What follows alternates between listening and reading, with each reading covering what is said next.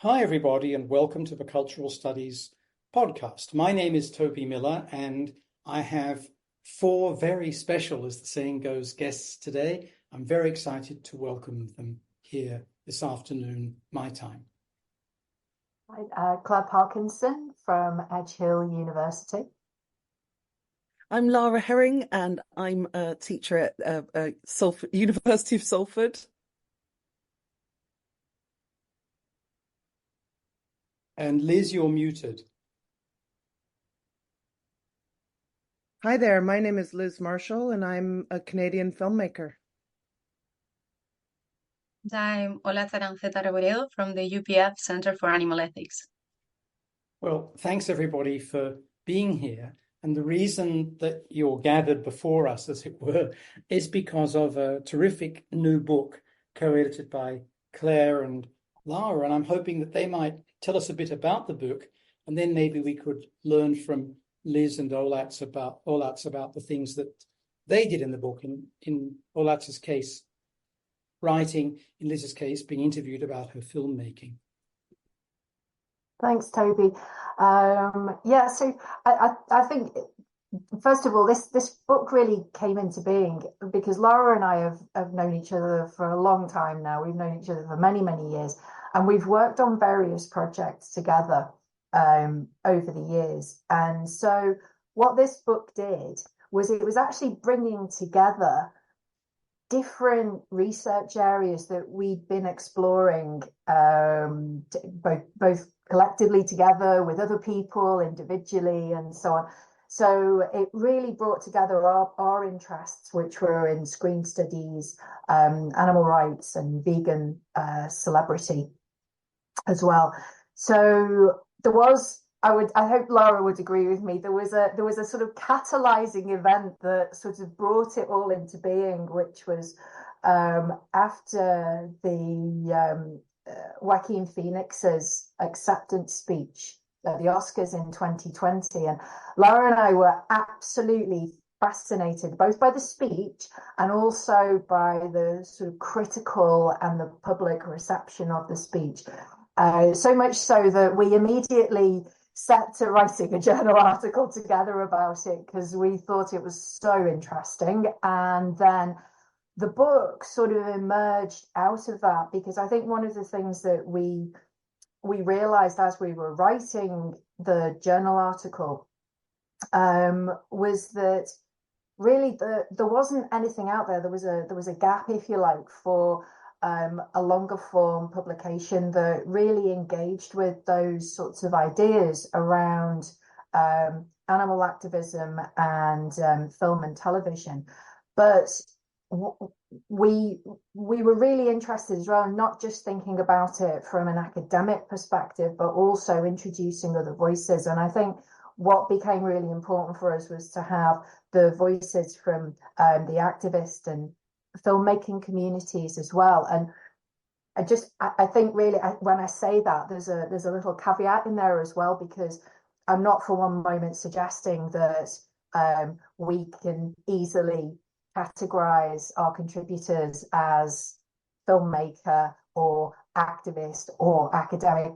The people who contributed to this book absolutely are hyphenates. We have people involved in critical animal studies who absolutely are academics and activists, and their academic work is part of their activism.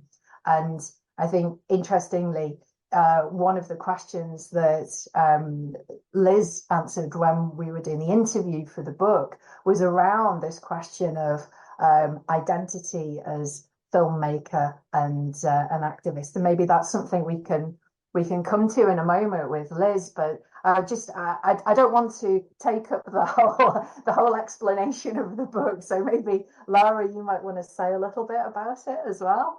And Lara, could you just the title of the book, by the way? Oh yes, the title of the book is Animal Activism on and Off Screen. And actually, that often titles are things that change a lot throughout a process. But actually, really, I think we started with it and we never really deviated. It really was, I think there might have been a point when we were wondering about whether or how or in what way to incorporate the different types of screens and, thinking about do we go so far as to think about, online as a screen, which of course it is, but then also being aware of that if you start to think about the multiplicity of screens, it gets a bit overwhelming. But I think Claire, has really sort of covered most of of it there. And I think as well, it's worth saying that this was also born from the fact that Claire is such a well-established and well-respected and entrenched, contributor towards the field, because Claire already had her list of who we should contact. I'm relatively new to critical animal studies. I come from a political economy and industry studies, film industry studies background, and was a practitioner as well. I'm a practitioner, but less and less. Claire already had not only a list of people that would be fantastic potential contributors, but also working relationships with them. So I felt very, very lucky as co-editor to to allow Claire to take the lead in that and in many other ways. And it was such a privilege for me being I say relatively new, it's been a number of years now, but to the field, but being able to read the abstracts and then the chapters, and we, I think, have a real diversity of voices and perspectives and also expertise in the book, which was a very conscious thing from the start. That was a very intentional intention and hope for the book. But yeah, otherwise I think you said it all perfectly, Claire. Well, I've got a suggestion, if that's okay, folks. How about we hear about the interview with Liz and the chapter by Olatz, and then if there's time left, you could run through a little bit about the other contents of the book. Does that sound okay? Yeah, sure. Yeah. No, that's great. Yeah, and so I as Laura said from the outset, we I only say we actually had a sort of a wish list of people that we wanted to be involved in the book, and I'm delighted to say that everybody everybody here today in this podcast was on that wish list, and so I was really fortunate because I was introduced to Liz through a mutual friend, Alex Lockwood, and Liz agreed to be interviewed for the book. So we were incredibly fortunate because, as many people know, Liz is an incredibly well respected filmmaker. And certainly within the animal rights movement is particularly well known. So Liz, I mean, without me recounting your background in the field, maybe you'd like to sort of introduce yourself and say a little bit more about your background and sort of how people might know you in relation to animal activism. Sure. Okay, well, first, though, I need to say I feel incredibly proud to be part of this book.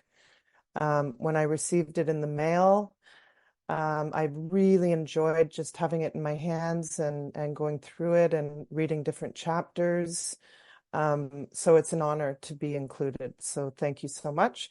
I also need to say that it was a very, very interesting time in my life personally, and also, of course, globally, at the time of the interview. Of course, we were in sort of a lockdown globally, and I was also in the midst of moving from Toronto to the west coast of Canada. So it was a little bit of not chaotic, but it was a cathartic time. And I just it's interesting to look back when I was reading the chapter, the interview. So, and I was just completing Meet the Future. whereas, since then I've made another film and I'm developing 2 other films right now. So, it's interesting when you're fully immersed inside a project, you don't yet have perspective on the project. So if you were to interview me today about Meet the Future, I would have other things to say that were not clear to me at the time. Anyways, in terms of my work, especially my work that is related and focused and passionate about animal rights and our, environment, because I see them as interconnected, as an issue that belongs together, not separate. They're not silo issues, they're interconnected. It's all interconnected. The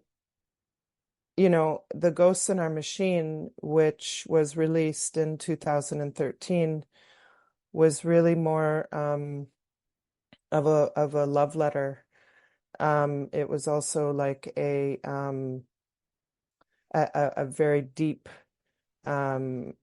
emotional kind of film that follows a photographer, Joanne MacArthur, and it was in terms of film as a language, it was an opportunity for me to really push some boundaries as a creator, and it was very poetic experience. Whereas fast forward to Meet the Future, which was released in 2020, that's a very, very, very different kind of film. And that was what the interview was mostly about, was Meet the Future, because Lorena Elke, my former life partner, and also an academic, and also the woman that I was in a relationship with when I made The Ghosts in Our Machine, she's in another chapter that goes deeply into The Ghosts in Our Machine. So it was a perfect way to, have her write about that experience, and then for Claire to interview me about Meet the Future. So I just wanted to, for people listening, I wanted to provide all of that context and perspective. You asked me to introduce myself. I'm not really great at doing that. I've been making films and television almost solely, I would say, in the documentary space.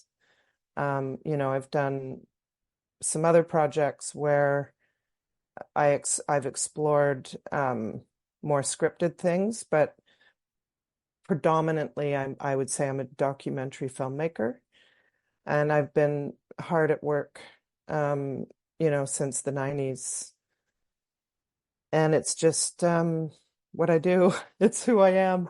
So interestingly, one of the projects that I'm developing right now is what's called a hybrid documentary, which means that there are scripted elements, and I'm excited about that. I'm excited to expand my practice. I always want to grow and expand myself with every new endeavor on the creative level, but also not just to be creative. It's not, self-indulgent in any way. Each project demands its own syntax. So the form and the content go hand in hand. So back to Meet the Future, a highly cerebral piece, focused on a big idea, something that I was able to miraculously gain access to, sort of ground zero of the inception, the birth of a big idea, and that is cultivated meat. And I was able to do that through the entry point of a CEO, Dr. Uma Valeti, in the Bay Area over time. So the film needed to span a few years. And it was really challenging and it was really fascinating. I would say that the fascinating aspects are kind of self-evident, to be able to witness innovation and all of it born from altruism, from, an animal rights ethics. I mean, all the people working behind it, really, most of them, I would say, are vegan. They want to change the world for animals, but they also care about lots of other world issues and problems, like me. So I was interested in the intersection, because I do think that animal agriculture, big ag, brings together all the things that matter, you know. Human rights are naturally embedded in that as well, and the climate crisis. So anyway, just to, I guess, wrap up my part of the question, with Meet the Future, it's highly cerebral, and there was a lot of science and news, and it wasn't a deeply emotive piece. And I knew that, and there was, startups are in stealth mode half the time. And so the challenge was, how do we witness something visually in a visual format that's not very interesting? If, we don't want to be looking under microscopes the whole time. So it became a really, really, really interesting experiment and exercise in trying to find a way to tell that story differently. Yeah. So I hope that answers some questions. Yeah, thanks, Liz. Toby, you're gonna say something then. Well, I was just going to ask you, Claire, if you might tell us a bit about the film from the perspective of a spectator, a film analyst, and an interviewer of Liz. So, I mean, I was, I obviously I thought the film was sensational. I was a huge fan already of Liz's work, because, like many people, The Ghost in Our Machine was one of the films that it's difficult to describe the way in which that film moves you when you watch. It's just extraordinary. Absolutely, it's an extraordinary piece of filmmaking. And Meet the Future, again, an extraordinary piece of filmmaking. And one of the things that really fascinated me about the way in which the Liz dealt with the animal agriculture side of things, and we spoke about this. There was it would have been sort of possible, I guess, to have incorporated sort of footage of animal agriculture, and to sort of position the culture meat discussion in relation to the kind of, if you like, a sort of more animal rightsy approach in terms of what happens in animal agriculture. But what always stood out to me was kind of like this moment. I don't know, Liz, you will probably describe this a lot better than I would. That shot that you have, that amazing shot that you have, where you sort of go sort of over the tops of the the pans. I don't know if you could just maybe just describe and maybe say a little bit about, you didn't sort of go down that route, did you, of including like shots of animal agriculture and giving this as here's a reason why we need this. You took a very different tack, I think, with the storytelling.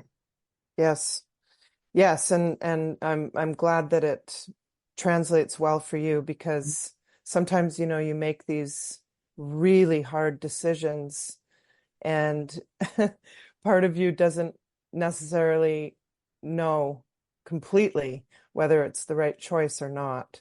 But at the end of the day, you have to follow your instinct. And my instinct was very clear in that the film is about a solution. It's not about emphasizing over and over again a problem. But of course, we need to set up what the problem is.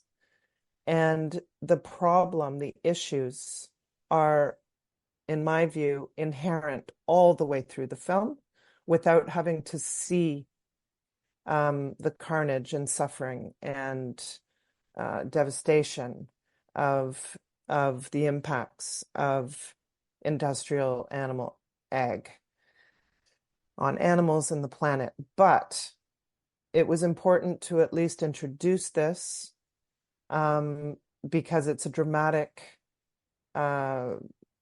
thesis point. And of course, it's the crux of the whole thing, which then, in contrast, makes the solution, the quest, the mission for the solution, all the more compelling and relatable. Because the concept of cultivated meat is so alienating to many people, perhaps even like a total turnoff to a lot of meat eaters. The film, I will say quickly that the film is for meat eaters. It's not for vegans, right? So, and it's also not meant to be propaganda. It's not meant to convince them about anything, thank God, because it's early on and I can't take a really strong position that it's the answer when, you know, we've learned along the way the hurdles and major questions, and these are really important. And who am I to take a really strong stance or position that, you know, this is the answer? No. So the film doesn't take a position like that. The film poses questions and witnesses from the front lines, and through really sympathetic people that are, you know, committed and working overtime to make this a reality. And I think by humanizing this big idea, that's the only way that people will lean into it. But in terms of the decisions around the shots of animal agriculture, I chose to begin with, you know, really wide images to show the scale before going into the detail. You know, sometimes with animal rights films, you're bombarded with images of suffering animals up close, the details of that, and it can be really hard to handle. And a lot of people actually don't want to see that at all. So for me, my approach was to scaffold into it. So to start with the scale, to show the sheer volume of land mass and, you know, a highly industrialized system. And then from there to go inside the spaces. And these spaces, of course, are mostly invisible. People have no idea that these, you know, so-called barns, these factory sheds, contain so many animals. And so it was important to at least see that. So to reveal that truth, because we have to see and know the truth to tell a story with conviction. It's just, it all comes down to how and how much screen time does that part of the story get, and what is the treatment? What is the, you know, what is the treatment of how you do that? So that's what I struggled with. I, at the end of the day, felt that I made the right decisions, but, you know, you can't ever please everybody. And I know that for some people, they feel there wasn't enough footage of the animal agriculture. So there you have it. Yeah, but I think it's interesting to hear about your decision-making process and how you think about storytelling, which, you know, and obviously we talk about that in the interview, and I could probably suggest that people who want to know a little more could go and buy the book. A little bit of promotion there for the book, but you know, to get a little bit more of the detail of that, and also your process as a filmmaker. And I think one of the things that was really interesting for me, Liz, was when we spoke about how you see yourself in terms of your identity, that hyphenate identity of both filmmaker and an advocate and an activist as well. And I just wonder if maybe you could say a little bit about that, because I do think that's something that is incredibly important and comes through in the book, not just in your interview, but I think with many of the chapters in the book where people are the academic pieces, people are coming forward with suggestions for ways in which campaign strategies perhaps could benefit in different ways from the sort of academic work that they're doing. So I think that it was really exciting to see this this kind of mixing together, if you like, of academic, activists, practitioner, coming together within the book, and obviously, trying to find these different routes, these different strategies or suggestions for different strategies. But maybe you could just say a little bit about your idea, your identity, your identification as filmmaker and an activist. Absolutely. And I'll say as a intro to the answering the question, I'm in Toronto right now attending, the conference industry at TIFF, Toronto International Film Festival. And yesterday I attended a really inspiring session, a spotlight on Raoul Peck, who is a master documentary filmmaker. And he said something that I wrote down that I thought, not only do I resonate with this, but also it was just so beautiful the way that he said it. So I'd like to quote him. And what he said is, avoid making a product. Our films are instruments for the future. So I really relate to that, because I resist and always have even the language of calling something a product, or and yet, the demands of the industry, especially television, to fit a formula, to be a product, is also part of the business of being in the film and television industry. So, and I'm very much inside the industry and the business of the industry. So, but I resist it because I don't like it. I also don't really know how to do it. I'm an artist and an activist, and I'm with every film I'm trying to find the language and balance of not being not creating something that is simply a tool, or simply a campaign, but that it's also a compelling work of art as well. Like that's always my goal anyway, is to try to find that marriage. And the art part is not indulgence. It's a language. It's storytelling. So I don't feel that it's self-indulgent in any way, shape, or form. I also feel strongly that a lot of campaign or impact documentaries that I've seen that lack that element, I don't find them interesting to watch. I find them sometimes really didactic, really preachy, not very nuanced. It's not inviting me on a journey. It's schooling me too much. And I prefer to have my own experience. I prefer the questions. I prefer to be left with an experience that I can reflect on and that I can digest over days. And if it's something really impactful, then it really affects me forever, and I want to watch it over and over again. And I like to respect the audience's ability to have an experience with something. And often these subject matters are so multi-layered and complicated for people.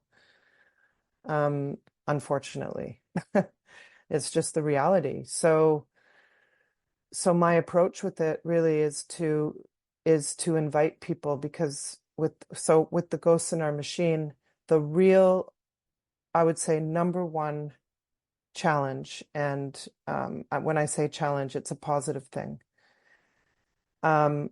was to how do we make a film that most people that say they love animals will lean into, that they will want to watch it and not turn away and not avoid and feel afraid to watch it, because that's the sad truth. And I think we succeeded. In fact, we had an impact campaign and report that was funded by the Doc Society.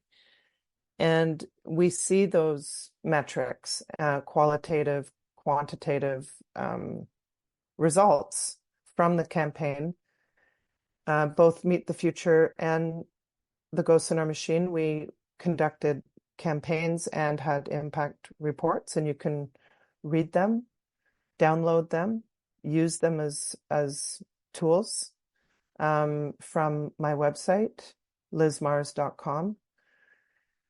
And I think that's a really important part of the journey of making those films, was to engage deeply in a campaign and then work with a professional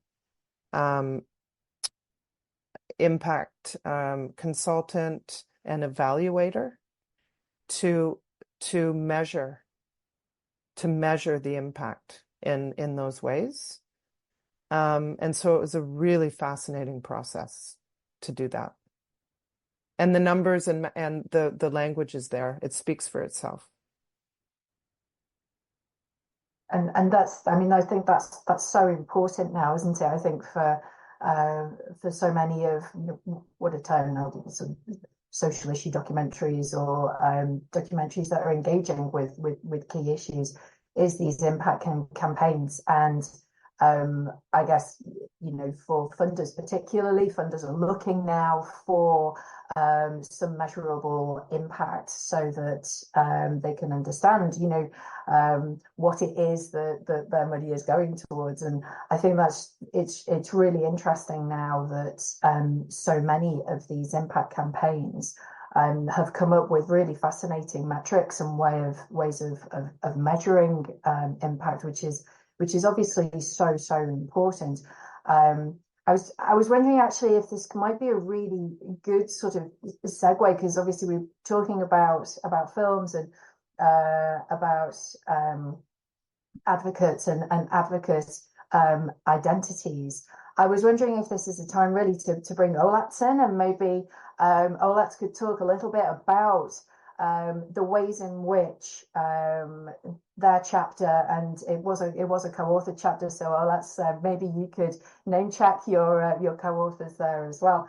But the way in which their chapter engaged with this idea of the way in which advocacy could be classified, and Olatz, you might want to say a little bit there about the chapter that you did for the book.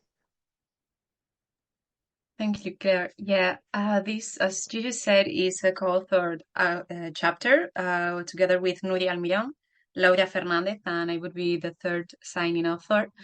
I was incredibly lucky, and I'm really proud to be part of it because I was able to participate in this thanks to the internship I was conducting at the UPF Center for Animal Ethics at the moment. So this chapter is really special to me because it came in the moment that I was first getting more professionally or more seriously, let's say, into critical animal studies as someone who was exploring it as a researcher and not just a reader and admirer of the work that others were doing.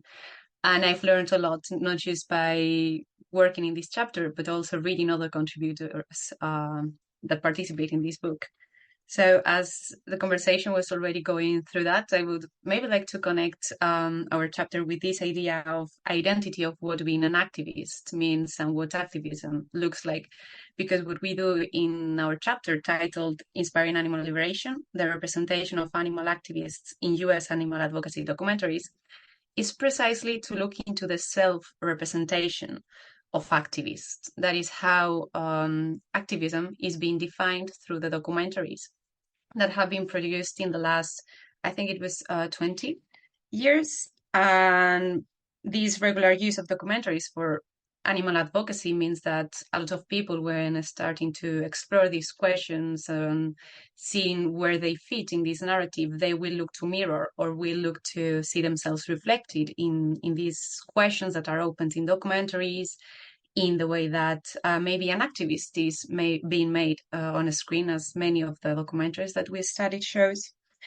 And the way that activism is shown, be it in engaged, for example, in warfare frequently, or, well, this was a special resource in animal advocacy films, but we have seen that this kind of what being an activist means has been changing in the last 20 years of advocacy films. What we wanted was to help in the production of a way to categorize this type of portrayal typologies. And we have to say that we excluded fiction films and we focused on documentaries that also excluded animals in nature, because we wanted to see this kind of self-representation, not just on the message, but also the fact that animal advocates were on a screen. And we found three main frames on the personal profiles and the action and what these activists did, but also found the frame of non-human animals as advocates for themselves. And I think that some things that people might find interesting, for example, are the evolution that this idea of self-made activists and animal rights advocates in real time with the documentary is something that didn't really start to become as popular as it is now until 2009, 2010. And it's more or less the same years where the direct action and more of a warfare tactics type of portrayal stopped appearing as often in the screen. So this kind of identity of what activism is and how one can do activism for other animals and with other animals, this kind of identity is changing in real time also in documentaries. And the predominant idea of rationality and education and this idea of being lectured that Liz was talking about is something that we found quite often, and it's been quite popular on the films. Emotions, what many of them talked about as heart, was connected to a compassion that maybe defines some specific emotional bonds between other non-human animals, of humans with specific non-humans, and this kind of breaking points that change their lives, but not as an argument, not as a reason to propose or to make other changes. So in these 20 documentaries, that all of them were US produced, and between the early 2000 and 2019, we could say that activism, veganism, and lifestyle or corporate veganism have ended up being kind of a dichotomy. We have seen that there has been a professionalization of animal rights activism, but also of what being an activist means. And with this professionalization of lifestyle, influencer culture, corporate kind of NGOs, what activist veganism has changed a lot too. It might be more tied to grassroots activism, to being converted and previously exploiting non-human animals and seeing an alternative now. But there is a huge discussion on what the right thing is, both with this kind of lifestyle versus activist and welfarist versus abolitionist. And it's really interesting to see how different documentaries will frame the other position as being maybe too radical or being too ineffective or not ethically correct. So another extra thing to say, I would say, connected to the things that Liz was saying, was the appearance of what we considered a kind of vegan elite, that even if some of the documentaries of the sample promote, a lot of the documentaries are trying to criticize, talking about this refined lifestyle, morality, sometimes upper middle class, really educated people telling the rest of the world how to behave instead of it being a conversation. More documentaries have started to grow critical of it, saying that it would, showing that it might be excluding people more than helping to connect or to expand the empathy and the moral circle towards other animals. And this idea of altruism and compassion with grassroots people and their efforts and their daily work is starting to be more and more reclaimed.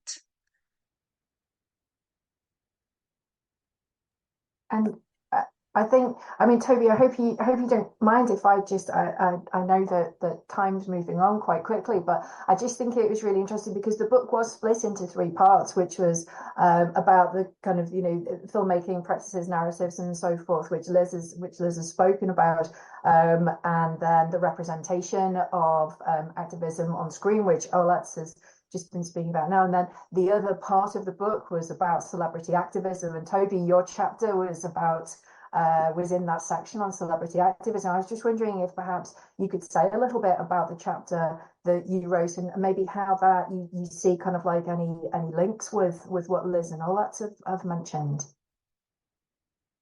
Thanks, Claire. I have to do it very quickly because I've got another conversation to tape in 4 minutes. But thank you for giving me the opportunity to write the chapter. Thank you for improving it. And thank you for presiding, you and Lara, over this today. So my chapter was about people for the ethical treatment of animals, and specifically issues surrounding Pamela Anderson and her celebrity advocacy of Peter's ideals. And actually, I'm pleased to say that in a couple of days, Ingrid Newkirk is going to come into the pod, who's the founder, the éminence grise of Peter, to talk about current campaigns. She happens to be in the right hemisphere to do that. And really one of the things I was trying to do was to think about the significance of celebrity, because that obviously bumps into some of these questions about the upper middle class. But in the case of Pamela Anderson, the specificity of being Canadian, even though very associated with Hollywood, of being not from the upper classes, of seeking to make rational as well as emotional arguments. She co-authored an op-ed in the Wall Street Journal, something that I'll never do. Well, I would if I were asked. And of course, she represents something that for many feminist critics is at the complex end, if you like, of the politics of spectacle. And this gets to a lot of what I think both Liz and Olatz were describing in terms of the use of the spectacular to arrest or enrage, sometimes enervate audiences. And of course, not only Ms. Anderson, but other activists for Peter have used women's bodies in homologies with those of other animals to make points that have deeply offended many viewers, including very progressive feminists, as well as finding an interesting audience. And that's one of the things I want to ask Ingrid Newkirk about. So sorry, there isn't really time for more. I wonder if perhaps I could just invite Lara and Claire to give 1 minute summation. Thanks, Toby. I mean, thank you so much to everybody who's to Olatz, to Liz, for joining us today. And of course, Toby, thank you so much for the invitation. And I think one of the things I would just like to say is thank you to all of the contributors who were absolutely amazing, and were really on board throughout the process with this book.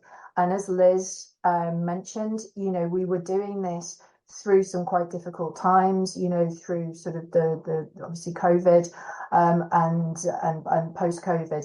And thank you so much to everybody who was involved, because there were certain challenges along the way, and it maybe took a little longer than we'd initially planned to get the book to its final publication. But it was a real pleasure to work with the various different contributors that we had. And Lara, final word from you, I think. No pressure. No, well, to echo what Claire's just said, really, and just to say as well that we've touched on some of the some of the key themes, but there's so much more in the book, without this sounding like a shameless plug, but there really is a great deal more. So please, if you're interested, check it out. Thanks, everybody. Thanks so much. It's an amazing book. Thank you so much. What an honor. Thank you. Thank you. Thanks so much, Toby. Lovely to see everyone.